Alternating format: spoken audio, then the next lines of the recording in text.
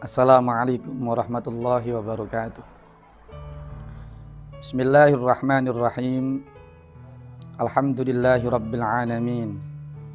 Assalatu wassalamu ala asyrafil anbiya'i wal mursalin Sayyidina wa maulana Muhammadin wa ala alihi wa ashabihi ajma'in. Amma ba'du.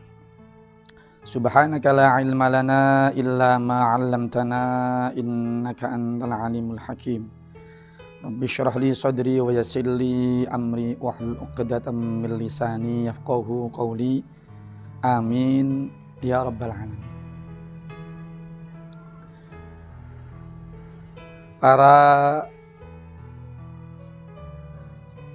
pemirsa, para pengharap ridho Allah, pecinta Rasulullah sallallahu alaihi wasallam yang dirahmati Allah.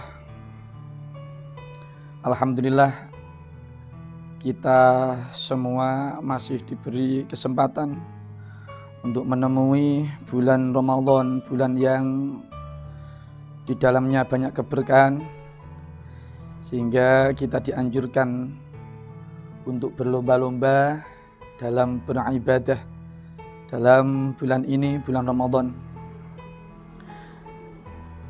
Selain kita dianjurkan meningkatkan ketakwaan kita, ibadah kita, taat kita kepada Allah, kita juga dianjurkan untuk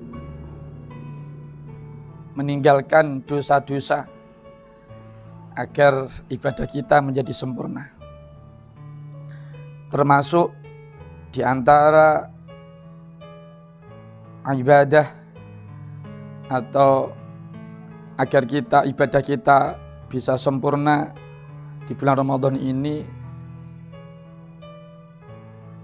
agar kita bisa hifdzul lisan atau menjaga lisan. Saking pentingnya kita untuk menjaga lisan, sampai Rasulullah sallallahu alaihi wasallam bersabda,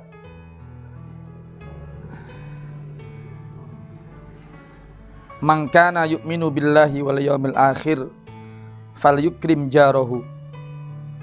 Wa man kana yu'minu billahi wal yawmil akhir falyukrim dhaifahu. Wa man kana yu'minu billahi wal yawmil akhir falyaqul khairan aw liyasmut." Yang artinya, barang siapa yang beriman dengan Allah dan hari akhir, maka hendaknya dia memuliakan tetangganya. Barang siapa yang beriman dengan Allah dan hari akhir, hendaknya dia memuliakan tamunya. Dan barang siapa yang beriman dengan Allah dan hari akhir, maka hendaknya berkata kata yang baik, mengatakan yang baik. Kalau jika dia tidak bisa, maka auliasmut atau lebih baik diam. Dari hadis ini kita bisa mengambil kesimpulan, man kana yu'minu billahi wal yawmil akhir falyukrim jarah. Orang yang beriman dengan Allah dan hari akhir maka harus memuliakan tetangganya. Artinya bagaimana? Artinya kita tidak boleh menyakiti tetangga-tetangga kita. Tetangga itu siapa? Tetangga dalam hal ini ulama berbeda pendapat. Berbeda pendapat siapa tetangga kita. Ada yang mengatakan tetangga kita adalah orang yang bersama kita berjamaah sholat subuh. Ada yang mengatakan tetangga kita adalah 40 rumah dari semua sisi, dari ke timur, ke barat, utara, selatan, 40 rumah. Ada yang mengatakan tetangga kita adalah 40 rumah dari rumah kita, terserah dari mana. Ada yang mengatakan tetangga kita adalah 10 rumah dari semua sisi. Itu adalah tetangga kita. Maka meskipun tetangga kita itu beragama lain, non-muslim, maka tetap wajib kita tidak menyakiti mereka. Yang kedua, man kana yu'minu billahi wal yawmil akhir falyukrim dhaifah. Barang siapa yang beriman dengan Allah dan hari akhir, maka hendaknya memuliakan tamu. Tamu adalah orang yang datang ke rumah kita, Baik tamu tersebut membawa sesuatu ataupun tidak, wajib hukumnya kita memuliakan.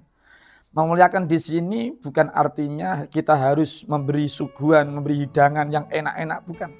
Yang penting kalau kita ada, kita keluarkan, kita hidangkan, kita suguhkan. Kalau tidak ada, kita berbicara yang lemah lembut, yang baik dengan tamu tersebut. Selanjutnya, yang paling inti dalam tema ini yaitu menjaga lisan, hifdzul lisan, man kana yu'minu billahi wal yaumil akhir falyaqul khairan. Karena siapa yang beriman dengan Allah dan hari akhir, maka hendaklah berkata-kata yang baik. Kita harus berucap, mengatakan sesuatu yang baik. Kalau tidak bisa, aul yasmut, lebih baik diam. Maka diam itu lebih utama. Bahkan diceritakan Sayyidina Abu Bakar As-Siddiq, sahabat yang paling utama dari sahabat Rasulullah SAW, setiap hari beliau itu di mulutnya diletakkan batu. Istilahnya ngemut, bahasa Jawa ngemut batu. Kenapa? Karena agar tidak seenaknya mulut mengeluarkan kata-kata. Sehingga kata-kata yang keluar dari mulut beliau pasti itu kata-kata yang sangat berharga, yang berfaedah.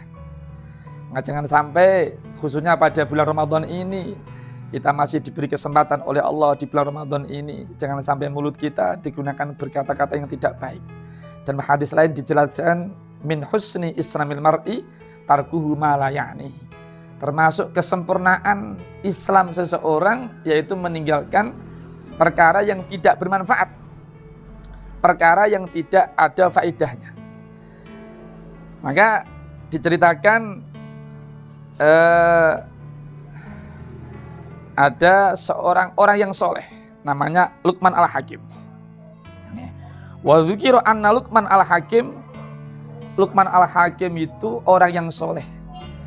Ada yang berpendapat beliau adalah, bahkan ini Luqman Al-Hakim namanya sudah diabadikan oleh Allah di dalam Al-Quran. Bahkan ada di juz 21 ada surat Luqman. Luqman Al-Hakim itu ada mengatakan beliau termasuk saudara dari Nabi Ayub. Dan mengatakan beliau masih bisa menemui Nabi Daud sehingga diangkat menjadi nabi. Tapi menurut Ibnu Katsir, beliau bukan nabi, tapi termasuk orang yang soleh. Sehingga banyak kata-kata hikmah pada anaknya, kata-kata yang mengandung hikmah. Suatu ketika, beliau dulu adalah seorang yang budak, hamba sahaya. Suatu ketika beliau diperintahkan oleh tuannya, ya gulam izbah lana hadisyah wa'tini bi'atyabi mudghataini minha. Wahai Luqman, sembelihlah kambing ini, kemudian berikan kepada saya daging yang paling baik dari kambing tersebut. Faja'a bil lisani wal qalbi. Kemudian Luqman Al-Hakim memberikan daging yang terbaik menurutnya dari kambing tersebut. Yang dibawa dari daging kambing adalah yang pertama lisannya kambing, lidahnya kambing. Yang kedua hatinya kambing. Kemudian fasa'alahu an dzalik faqala laisa fil jasad mudghatani atyabu minhuma idza toba. Karena kenapa yang kamu bawa kok lisan dan hati? Beliau mengatakan karena tidak ada yang lebih baik dalam jasad ya, kecuali lisan dan hati. Dan juga tidak ada yang lebih buruk kecuali lisan dan hati, itu tergantung orangnya. Artinya seperti ini. Mulut kita akan mengeluarkan kata-kata yang baik kalau hati kita baik.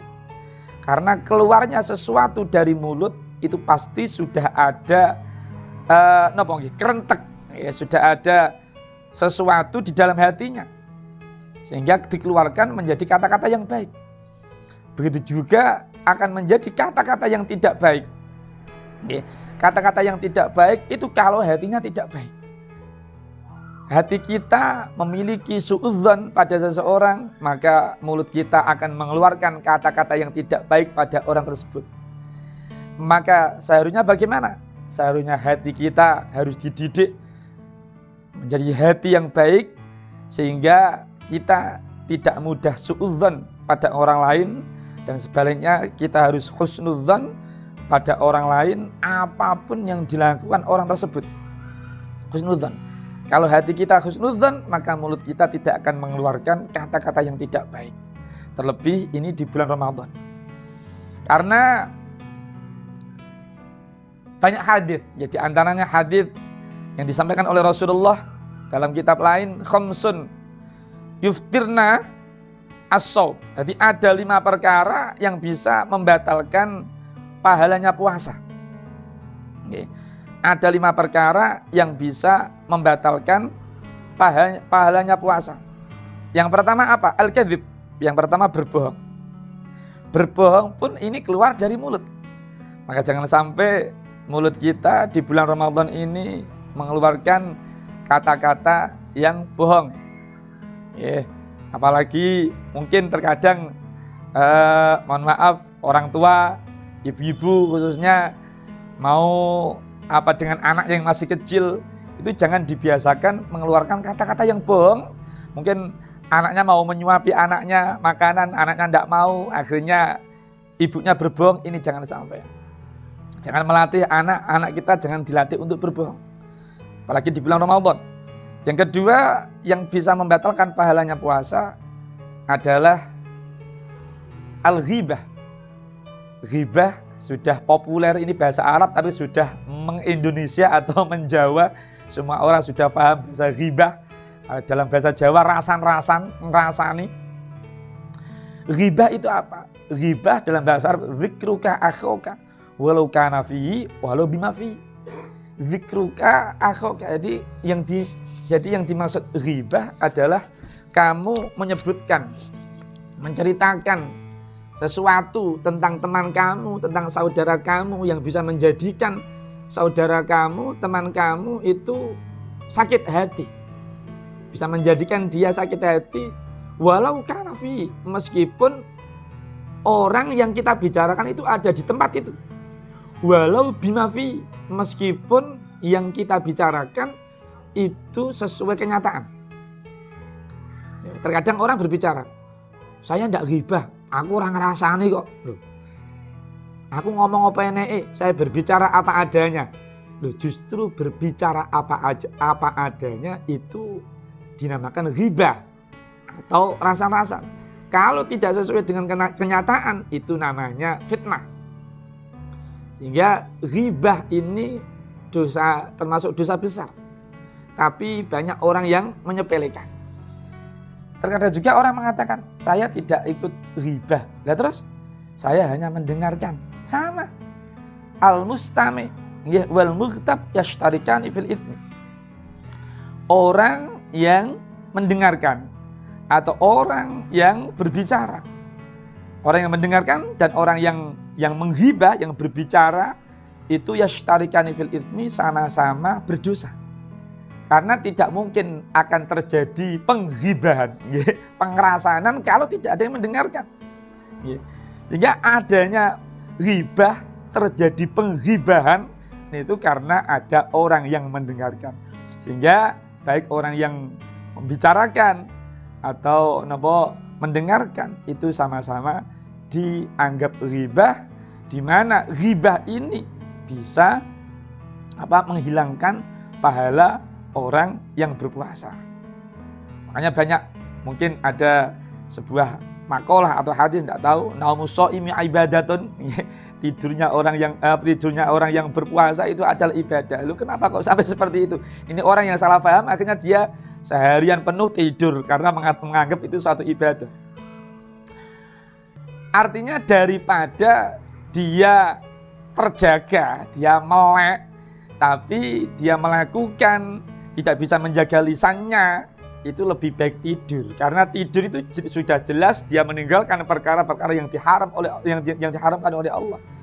Ya, terjadi ada makalah naumus shaimi ibadatun. Tidurnya orang yang puasa itu ibadah.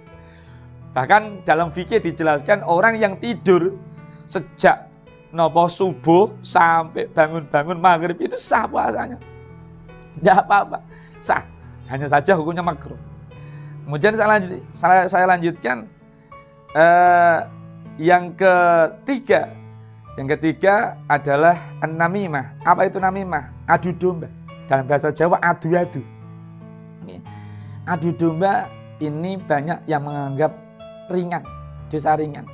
Padahal ini juga termasuk dosa besar karena dia merusak orang lain, adu domba.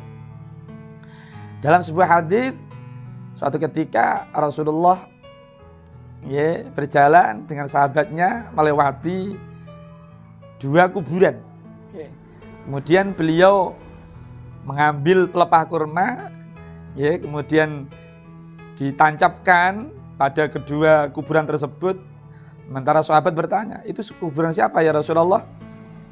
Beliau mengatakan, ini adalah kuburan yang pertama, orang yang dulu ketika masih hidup dia sering adu domba, an-namam, adu-adu. Yang kedua adalah orang disiksa karena kencing. Karena ketika di dunia dia tidak bisa menjaga kesucian dari air kencing. Sehingga dengan adanya Rasulullah menancapkan pelepah kurma di kuburan tersebut, berharap diringankan dosanya selama pelepah kurma itu masih basah. Ini termasuk dosa orang yang namimah.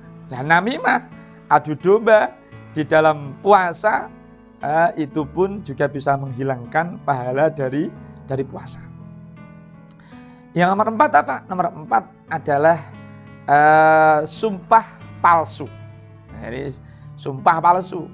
Dia tidak tahu apa-apa, dia sumpah karena mendapat bayaran, mendapat uang, dia rela sumpah palsu. Ini pun termasuk dosa besar. Dia bisa menghilangkan pahalanya pahala puasa. Yang nomor 5 yang menghilangkan pahalanya puasa adalah an-nazar bisyahwatin, melihat sesuatu yang diharamkan, melihat lawan jenis yang bukan mahram, tidak ada hubungan mahram, niki melihat niki hukumnya bisa menghilangkan pahala pahala puasa. Yang tidak mahram melihat istrinya tidak apa-apa, tapi kalau sampai melihat istrinya, sampai memegang, sampai mengeluarkan sperma, ini bisa membatalkan puasa zahirnya. Tapi dalam masalah yang dibahas di sini adalah melihat yang di situ ada syahwat. Syahwat itu artinya bagaimana? Syahwat di dalam hatinya itu ada rasa marem, rasa sangat bahagia dengan melihat tersebut. Ini namanya syahwat.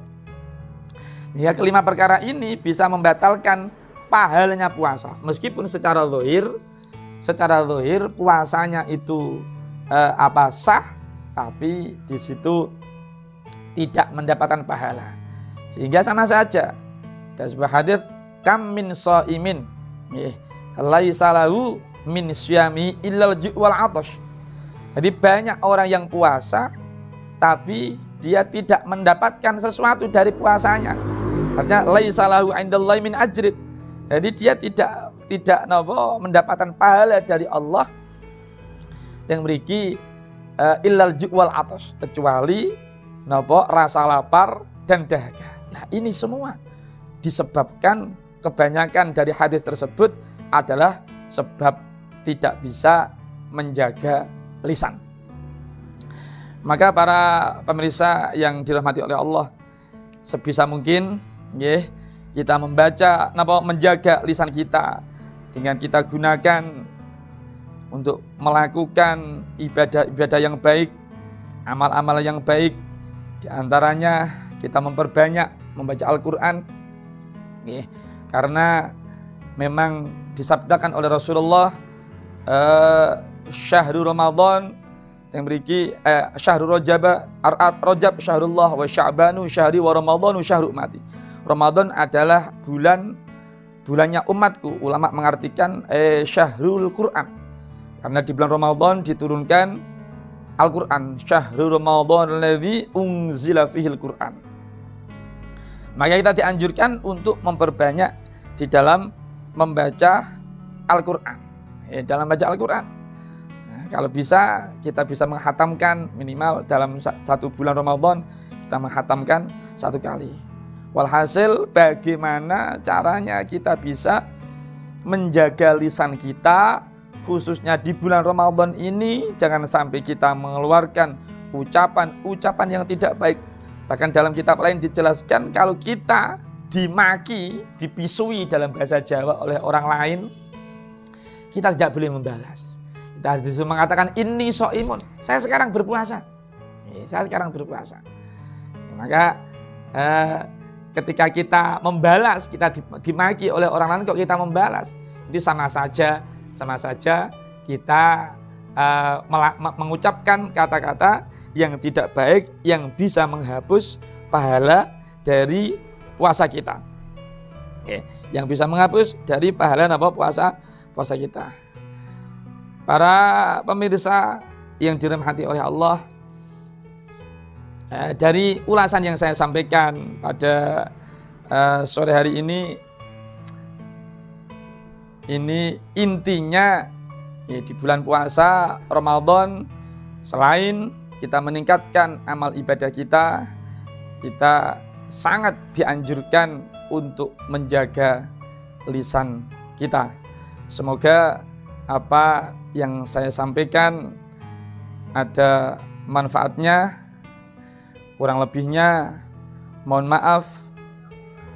Wallahul muwaffiq ila aqwamit thoriq. Assalamualaikum warahmatullahi wabarakatuh.